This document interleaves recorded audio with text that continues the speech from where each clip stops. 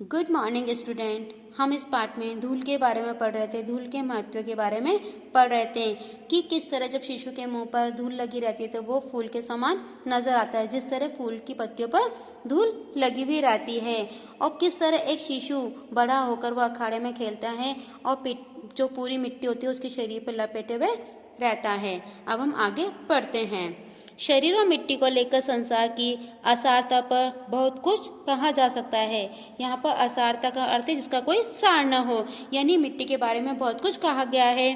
परंतु ये भी ध्यान देने की बात है कि जितने सार तत्व जीवन के लिए अनिवार्य हैं वे सब मिट्टी से ही मिलते हैं। यानी जितने भी सार तत्व वो हमें सब तत्व कहाँ से मिलते हैं? मिट्टी से ही मिलते हैं। जिन फूलों को हम अपनी प्रिय वस्तुओं का उपमान बनाते हैं वे सब मिट्टी की ही उपज है। यानी फूल भी हमें कहाँ से मिलते हैं? मिट्टी से ही मिलते हैं। रूप, रस, गंध, स्पर्श इन्हें कौन संभव करता है? माना कि मिट्टी और धूल में अंतर है, लेकिन उतना ही जितना शब्द और रस में, देह और प्राण में, चांद और चांदनी में। मिट्टी की आभा का नाम धूल है और मिट्टी के रंग रूप की पहचान उसकी धूल से ही होती है। यानी जिस तरह क्या कहा गया है इसमें, जिस तरह क्या है शब्द का रस से जो संबंध है, देह का प्राण से, चांद का चांदनी से, उसी प्रकार क्या है मिट्टी का संबंध किससे? धूल से है। ग्राम भाषाएं अपने सूक्ष्म बोध से धूल की जगह गर्द का प्रयोग कभी नहीं करती है। धूल वो जिसे गोधूली शब्द में हमने अमर कर दिया है। यानी धूल को हमने किस में अमर कर दिया है? गोधूली बैल में। गोधूली बैल का मतलब मैंने आपको बताया था कि शाम के समय जब गाय ना चर के अपने घर आती हैं, जंगल से अपने घर आती हैं, तो जो उनके पैरों से जो धूल मिट्टी उठती है वही क्या कहलाती है? गोधूली कहलाती है। अमराइयों के पीछे छिपे हुए सूर्य की किरणों में जो धूली सोने की मिट्टी कर देती है, सूर्यास्त के उपरांत लीक पर गाड़ी के निकल जाने के बाद जो रुई के बादल की तरह या ऐरावत हाथी के नक्षत्र पथ की भांति जहाँ की तहाँ स्थिर रह जाती है। देखिए यहाँ कहा गया है कि अमराइयों के पीछे छुपे हुए सूर्य की किरणें में जो धूली सोने को मिट्टी कर देती है। यानी क्या होता है, जब अमराइया का मतलब होता है जो आम के बाग होते हैं उनके पीछे क्या होती हैं? सूर्य की जो किरणें जो होती हैं वो क्या होती है? धूली सोने को मिट्टी कर देती है। वो सोने को क्या कर देती है? मिट्टी कर देती है। सूर्यास्त के उपरांत लीक पर गाड़ी के निकल जाने के बाद जो रुई के बादल की तरह या एरा हाथी के नक्षत्र पथ की भांति जहाँ की तहाँ स्थिर रह जाती है, यानी जहाँ की तहाँ ही रह जाती है। चांदनी रात में मेले जाने वाले गाड़ियों के पीछे जो कभी कल्पना की भांति उड़ती चलती है। यानी जब चांदनी रात होती है तो लोग जब गाड़ियों पर बैठकर क्या होते हैं, जब मेला देखने जाते हैं तो क्या होती है? पीछे से मिट्टी उड़ती जाती है। जो शिशु के मुंह पर फूल की पंखुड़ियों पर साकार सौंदर्य बनकर छा जाती है, धूल उसका नाम है। यानी जब धूल उड़ती है तो क्या होती है? क्या होती है? बच्चों के मुंह पर उड़कर आ जाती है और वो कैसी लगती है? फूल। बच्चों का मुख कैसा लगता है? फूल की पंखुड़ियों के समान लगता है और उसका सौंदर्य बढ़ा देता है। जिस तरह मिट्टी लगकर क्या होती है? फूल की पंखुड़ियों का सुंदरता बढ़ जाती है। गोधूली पर यानी शाम के समय पर कितने कवियों ने अपनी कलम नहीं तोड़ दी, लेकिन मतलब इनके गोधूली के बारे में लिख लिख कर कितने जो कवि थे उन्होंने कलम ही तोड़ दी है, यानी बहुत कुछ लिखा है। लेकिन यह गोधूली गांव की अपनी संपत्ति है। यानी गोधूली मिट्टी क्या है? एक गांव की अपनी संपत्ति है। ये हमें गांव में देखने को ही मिलती है। जो शहरों के बाटे नहीं पड़ी, जो शहरों के पास, जो शहर के लोग उनके पास नहीं है। एक प्रसिद्ध पुस्तक विक्रेता के निमंत्रण पत्र में गोधूली की बेला में आने का आग्रह किया गया था। गोधूली की बेला में आने का आमंत्रण था, मतलब शाम के समय आने के लिए कहा गया था। लेकिन शहर में धूल धक्कड़ के होते हुए भी गोधूली कहाँ है? मतलब यहाँ पर क्या है? धूल धक्कड़ तो है लेकिन फिर भी क्या है? यहाँ पर गोधूली नहीं है। ये कविता की विडंबना है, यानी परेशानी थी। और गांव में भी जिस धूली को कवियों ने अमर किया है वो हाथी घोड़ों के पग संचालन से उत्पन्न होने वाली धूल नहीं है, वरन गोपालों के पद की धूली है। यानी जो गोधूली है वो गांव के लोगों ने किसे कहा गया है?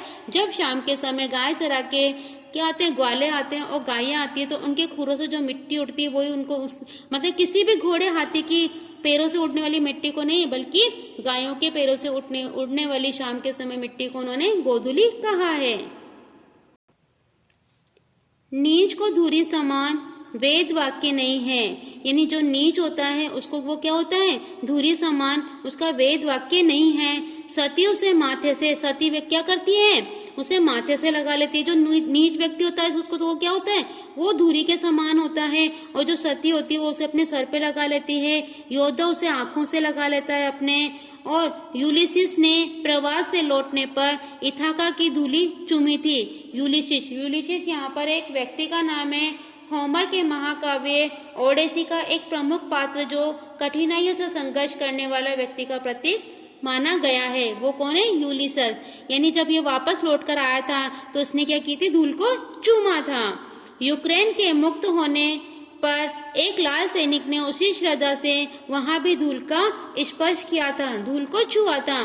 श्रद्धा भक्ति इसने इनकी चरम व्यंजना के लिए धूल से बढ़कर और कौन साधन है, यानी धूल से बढ़कर और क्या चीज है। यहाँ तक कि घृणा, असूया आदि के लिए भी धूल चाटने, धूल झाड़ने आदि की क्रियाएं प्रचलित है। यानी यहाँ पर देखिए क्या कहा गया है कि जो धूल है उसको क्या किया गया है, इनकी चरम व्यंजना के लिए धूल से बढ़कर और कौन साधन है। यहाँ तक कि घृणा, असूया का मतलब क्या होता है, ईर्ष्या, यानी घृणा और ईर्ष्या आदि के लिए भी धूल चाटने, धूल झाड़ने आदि की क्रियाएं प्रचलित है। यानी किसी व्यक्ति से कहा जाता है कि धूल चाट ले, यानी ईर्ष्या का भाव उसके लिए प्रकट किया जाता है। धूल झाड़ने के लिए भी ईर्ष्या और घृणा का भाव प्रकट किया जाता है। धूल, धूली, धूली, धूरी आदि की व्यंजना अलग अलग है। धूल जीवन का यथार्थवादी गद्य, धूली उसकी कविता है। यानी धूल तो क्या है, यथार्थवादी गद्य है, और धूली क्या उसकी कविता है। धूली छायावादी दर्शन है जिसकी वास्तविकता संदिग्ध है, और धूरी लोक संस्कृति का नवीन जागरण है। संदिग्ध है यानी जिसमें संदेह है, जबकि धूरी लोक संस्कृति का नवीन जागरण है, नया जागरण है। इन सबका रंग एक ही है, रूप में भिन्नता जो भी हो। मिट्टी काली, पीली, लाल तरह तरह की होती है, लेकिन धूल कहती है शरद के धुले उजले बादलों का स्मरण हो जाता है। धूल के लिए श्वेत नाम का विशेषण अनावश्यक है, वो उसका सहज रंग है। यानी कहा गया है कि धूल को अलग अलग नामों से जाना जाता है, काली, पीली, लाल, लेकिन धूल क्या है, एक ही है। हमारी देशभक्ति धूल को माथे से न लगाए तो कम से कम उस पर पैर तो रखे। किसान के हाथ पे मुंह पर छाई हुई यह धूल हमारी सभ्यता से क्या कहती है। हम कांच को प्यार करते हैं, धूली भरे हीरे में धूल ही दिखाई देती है। भीतर की कांति आंखों से ओझल रहती है, जो अंदर की चमक होती है वो हमें दिखाई नहीं देती है, केवल हमें धूली दिखाई देती है।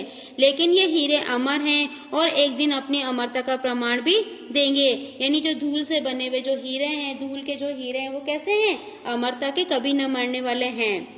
अभी तो उन्होंने अटूट होने का ये प्रमाण दिया है। हीरा वही घन चोट न टूटे, मतलब हीरा वही है जो घन की चोट को यानी घन मारने पर भी नहीं टूटे, वही हीरा होता है। यानी जो छोटी मोटी परीक्षाओं में न घबराए, वही क्या है, हीरा है। वे उलटकर चोट भी करेंगे, तब कांच और हीरे का भेद जानना बाकी ना रहेगा। यानी आप एक घन की मार तो कांच पे मारे और एक घन की मार आप हीरे पे मारे, क्या चीज टूटेगी, कांच टूटेगा, लेकिन हीरा नहीं टूटेगा। जब आपको कांच और हीरे में फर्क नजर आएगा, तब हम हीरे से लिपटी हुई धूल को भी माथे से लगाना सीखेंगे। यानी तब हम अच्छे व्यक्ति के बारे में जानेंगे, अच्छी चीज के बारे में जानेंगे और उसे माथे से लगाएंगे। यानी यहाँ पर एक तरह से तो अच्छाई और बुराई के बारे में बताया गया है और ग्रामीण और शहरी जीवन के बारे में भी बताया गया है।